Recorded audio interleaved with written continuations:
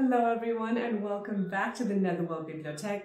My name is Vervain and today I am in the Magic and Folklore section to talk to you about Eleusinian Mysteries and Rites.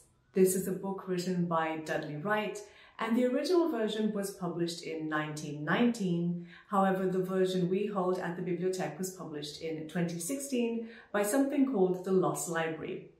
This is a publishing house which specializes in reproducing rare and important esoteric texts.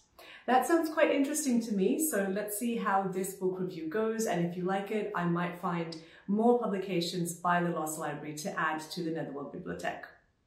So if you're new here, let me quickly tell you how this video will go. I will give you a quick overview of this book because if you are thinking of buying it or reading it and you want to know, is it worth your time and money? Is it something you're interested in?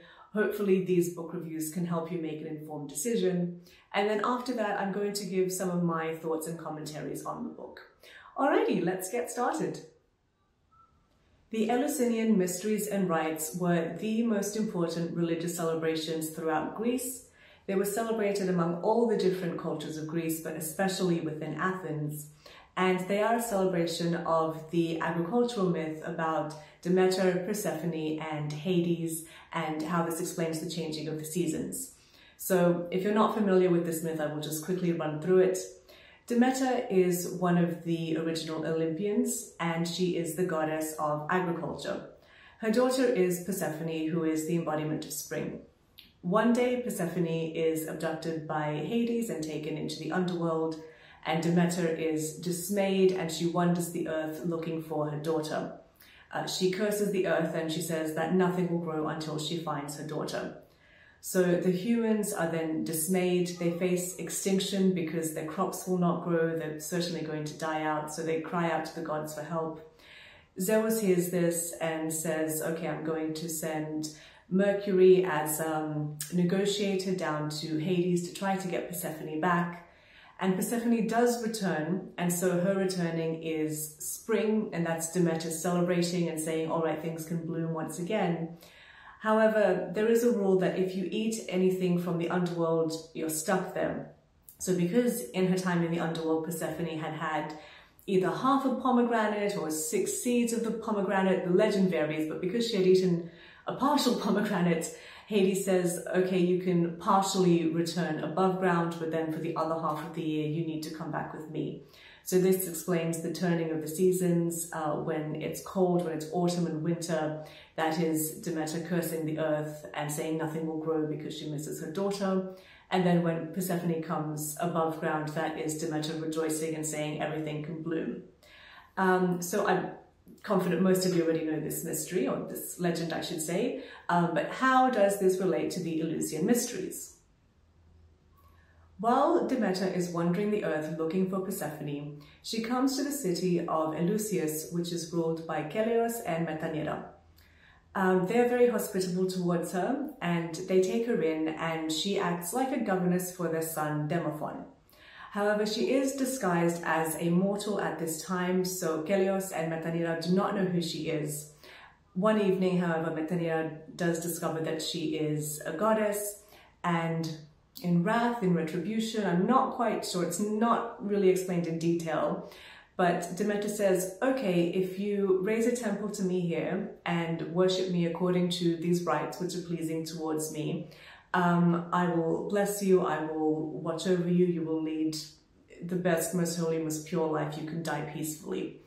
And indeed, although the mysteries are not revealed to us, we do know that whoever has experienced them will have led a fulfilling life, and when they pass away, they can pass away in peace and knowing that they will have happiness in the afterworld. Whereas if you are not initiated into the mysteries and you don't know this, such peace and happiness will not be upon you in death. There were 2 very important Greek families who were responsible for initiating the mysteries. So when the time came to celebrate, a representative from each family would go out across the land and would call for an armistice. So if there was any war, they would ask everyone to put down their weapons because the celebration of the mysteries was about to begin and this should be done in peacetime. Within the hierarchy of the mysteries, shall we say, the highest person was the Hierophant, So if you read tarot cards, you might be familiar with the figure of the Hierophant. This was a man. He was the most highest, most well-regarded person. He was considered to be of incredibly high moral standing. Then underneath him, there were other symbolic people. This book does go into what those titles are, how you would dress if you were in this role, and some of your responsibilities, but I'm not going to go into it. If you're interested, again, I would encourage you to purchase the book and read it for yourself. The Hierophant was not a hereditary role. The idea was that it is such a special, it's such a one-off person that can fulfill this role. It's not expected that the son could live up to the expectations or the presence of the father. To become the Hierophant, part of your initiation was you would need to bathe in the sea to purify yourself, and you would also cast your name into the sea and then be known by a different name. So it's not clear whether casting your name into the sea meant actually writing it down and throwing it into the ocean, or if it was a symbolic thing that happened when you bathed and purified yourself in the sea.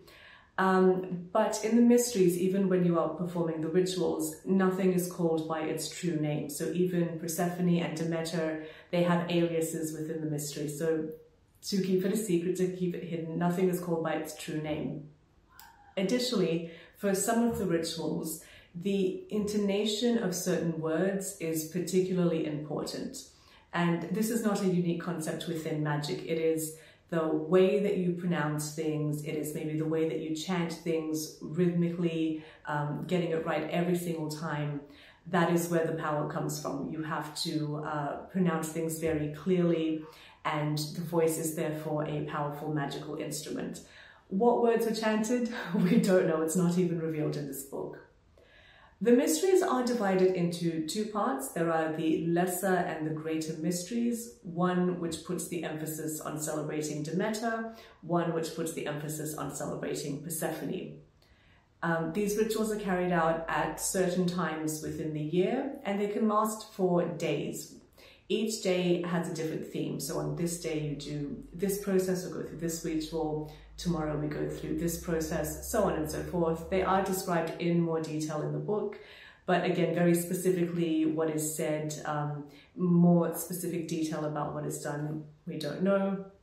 And then lastly, to be completely initiated into the mysteries, the Hierophant does show you some magical artifacts. What they are, we don't know. So there we are, that is my little overview of this book. Let me know if you found that useful. Let me know if you have read this book or something similar with more detail. Lastly, I will conclude with some of my thoughts and commentary on this book. So overall, I did like it. I found that it was written in plain English. I found it to be informative as it can be, because as the uninitiated, we can't know the inner secrets, but I did find it informative. I wonder how we know what we know. Some of the rites are performed in public, so if you do read the book, it does talk about some things on certain days being performed in public, so I guess that's not really a mystery if the whole town is participating. But then other things, I suppose, must have been written down, although it does say that when the Eleusinian mysteries were transported into the Roman Empire, that they were corrupted, they were like an imitation of what they originally were, they lost their potency, and eventually they died out. But nonetheless, I am glad to have finally learned at least the structure of what they are, having heard them be referred to several times. I also think it's interesting when there's overlap between the sacred beliefs of different cultures. So bathing in water or salt water, using that to purify yourself. Certainly we see this in other religions as well. Likewise, the magic of words and pronouncing or intoning things in a certain way is what makes a magic work. We see this in other magical beliefs as well.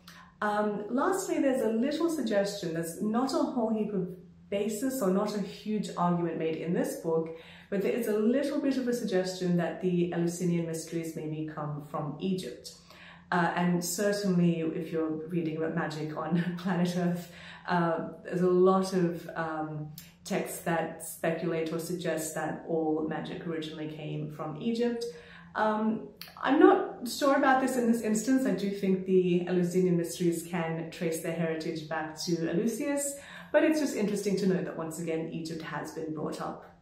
So would I recommend the book? Yes, if you actually want some information, not speculation, you want a book that is easy to read, not too expensive, I would recommend this if you're interested in Greek folklore. Thank you very much for your time. If you are familiar with the mysteries, any questions, comments, concerns, please let me know in the comment section. Otherwise, have a good day and I will see you next time.